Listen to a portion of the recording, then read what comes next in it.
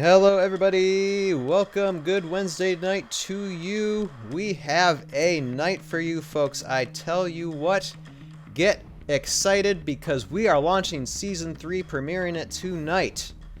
And I'm excited. Hello everybody, welcome to the live stream tonight. I am of course Ryan, the producer, director of Tales of Valhalla, the Aftermath Chronicles, which is a stop-motion Heroscape adventure. And tonight I have some guest commentators, hosts on with me tonight, Mr. Joe and Mr. Jason. Feel free to introduce yourselves. Joe, you go first. All right. Hi, I am Joe, aka Joe Crazy, for the YouTube channel, where I do Heroscape battle videos and some video game related stuff, short films. And Joe's also a voice actor. He's voice act Gorillinators. He's going to be voice acting some of the characters in Season 3 that we'll see in the future. So we'll probably certainly have him back on as commentator when we premiere other episodes. And then we have Jason as well. Jason, go ahead and introduce yourself. I'm Jason, the creator of the Tabletop Battlefield, and you can find me over on YouTube under Rocker Robotics.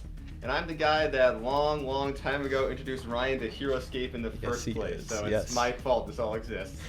This Jason is fully responsible for not just the Heroscape part, but the filmmaking part too, because we did a lot of filmmaking things together in the early years, and I don't want to give away ages, but it's been a while. And Jason also does he also voice acts Geert in Tales of Valhalla, which is one of the Roman soldiers, and there is a sword.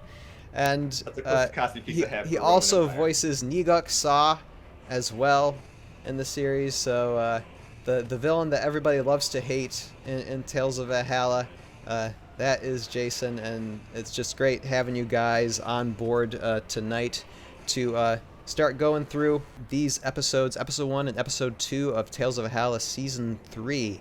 It's just so great being here. Because it's been a lot of work, and I mean, you guys have seen like just some of the effort that has been put in it, and it's not been easy because I've had things with health issues and family things, children, and I mean, but I thank you guys so much for putting in the work that you have, the insight, your knowledge base with Heroscape. When it comes times when I've needed advice, because there have been a few times for that, and definitely in the future. Look forward to working with you guys when it comes to future seasons. The hype is real. We are getting started with this. Yes, we are getting started with this. And I will have to say, for those of you who have not seen Season 2, Season 3 is probably very confusing to you. And I would recommend, and for those of you who are watching this on Tales of Valhalla YouTube, I will have a link in the description below of the full playlist of Season 2 to catch to anybody who hasn't seen Season 2 to get caught up, because it is really important to watch Season 2 to understand what's going on in Season 3. We are going to get started with commentary. We're going to be going through these episodes again, and just to talk about them a little bit, about the characters, development, goofy things. And I'm just going to start it, let's see here, right now. And we get started first with Kurok introduction. This is how I decided to start everything, just by giving a little bit of character plot development for Kurok, because Kurok being the main villain of the series, and just to kind of give an indicator of what's going to happen at the end of Season 3. When you kind of need to know what's going on with Kurok here, and so it kind of gives an insight of his power level, his control over the elementals, a little bit about his past. Yeah, he is an absolute beast. Mm-hmm. He definitely seems to be the villain that the series needs to definitely ramp up the tensity. Right. I mean, we got villains galore throughout this, but he's definitely the main. I don't know if you guys noticed this, but this type of color that Kurok was using for his staff, we haven't seen that before.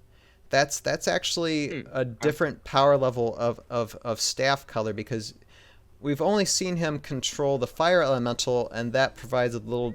It's a little bit more redder and the kind of white clearness of that power level that we see, we won't see until the end of Season 3 for Karak, because it's meant to summon and control an entirely different elemental altogether.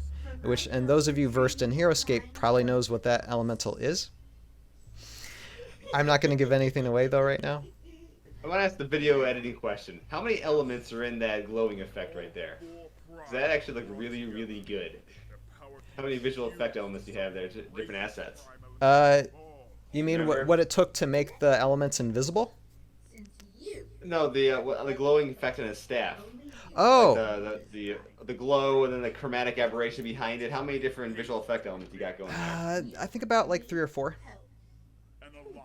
That's not bad. I would have expected a little bit more, actually. There's some layers to it. I like to keep it simple with it, because I don't want to go too extravagant if I don't have to. And it's the same with when he's like doing his magic staff at the end of Season 2. I think the special effects elements was probably about like 4 or 5 worth. Yeah, definitely less is more, for sure, with that scene. Right.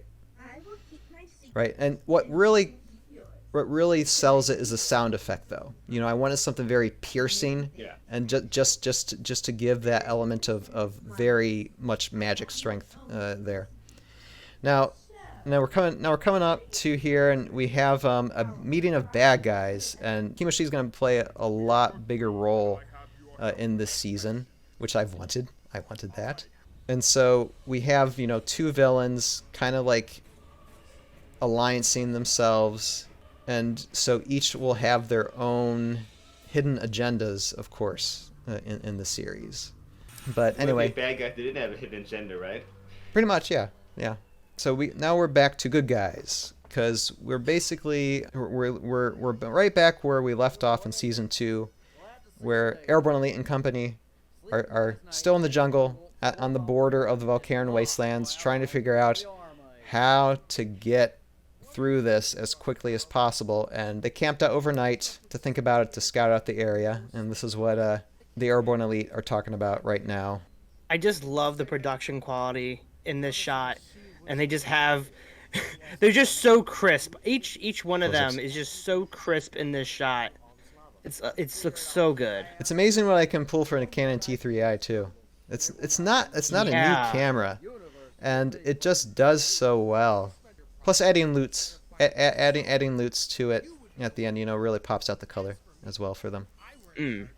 But we got to recall, when it comes to this plot, I mean, they're still trying to recover from the fact that they've lost Toothpick, they've lost the air elemental, so they currently, as far as their quest progression, they only have the water elemental, which is connected to Mariko currently.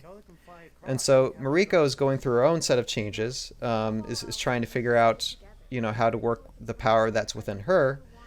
Calda's still trying to figure out, okay, how do I lead everybody still through this? And they're still trying to figure out how to work with each other as a team. So, I mean, it's not as in-depth as I would like it to be in the story, because, again, we're focusing more on satire here, but I still try to make them, build themselves as a team cohesively as possible throughout, the season. Nah, you definitely pull it off too. I think you definitely, over time, seeing these characters go from Season 1 to now 3, it definitely feels everyone's a little bit more organized, a little bit more accommodating, and not everyone's trying to pull their teeth out and pull their hair out and go after their throats because of sure, you have the Airborne Elite, these 4 main characters, but they're like this ragtag team of morons, and then you have everyone else, actual sane characters, come and join them, and now they're trying to be a little bit more try to give some accommodating sanity to everybody. Yeah, try to give some sanity. Oh, there still is a bit of craziness, because we have now Sujoa here, because the solution, I thought this was a fun thing to do. The solution is just have everybody minus Kelda ride Sujoa over the Valkyrian wastelands, which isn't something you expect in Heroscape. And that's kind of mentioned here too, because Henderson mentioned, this is against the rules of play? And so that's kind of like kind of a hidden joke for Heroscape players, because you definitely wouldn't do that in Heroscape. Have miniatures ride Sujua over anything. I don't have Sujou. Does he have carry? I don't think he does. I know that, but there's some Okay. there's some It doesn't miniatures really matter that anyway. have carry ability, but it doesn't matter. It looks cool. Yeah. Can you explain the story behind that creature's voice that I asked you about earlier? Yes. That is okay. You tell the story for. Yeah, no, I'll talk about it in a second. So, well, first off here, so now the episode's about to end, and we just see here Toothpick, who is in his prison being guarded by Morrow there. So that is the end of episode 1, and so we'll get into episode 2 here. And so yeah, I'll discuss about the Sujou voice as well as Zedekron voices linked. They're voiced by my son, and I got the audio when he was about 6-7 months old, and he just learned how to whine, cry a little bit, and it was getting annoying. So I decided to put him in front of a microphone and be like, well, I'm taking this and I'm going to use it. And so yes, youngest voice actor in our production team was my son at 6 months old, and got that Sujou sounding voice and got the Zedekron sounding voice. Both sound just uniquely wonderful. You know, I altered them a little bit, of course, but they just sound really good for that. No, definitely beautiful idea. It really fits the character, and it just sounds like a robotic. Sujou's a robotic insect, right? Make sure I remember the character right. I'm not sure. Not robotic? Maybe. Okay, maybe. I know that Aquila, like, I think raised Sujou up into the big dragonfly that Sujou ends up being. I love the high ground trees in the background. They are high ground, correct? Right, and we start seeing this a lot more in season 3, and we will as the season progresses. Like, we see a little bit here in this new area that they're kind of looking at in the from far away, like lava tiles and rock tiles and such. But yeah, we're integrating a lot of high ground tiles into season 3 as far as trains and stuff go. And you see that a little bit too in the teaser trailer. Do you have a hard time trying to fit the tiles into your sets? Not it's not as difficult as it could be. There are, like, how to put it, like hero connectors, like Heroscape connectors that you can print out that connects the Heroscape tiles with the high ground terrains. So there's ways you can integrate them, match them together. Yeah, but even this shot here, it looks great with having the dead tree and then you have the live trees and the stump. It's a great contrast. Yep. Oh, the 3D prints are just so nice. I mean, I love the design of high ground terrains, and just their variety. Just the variety of.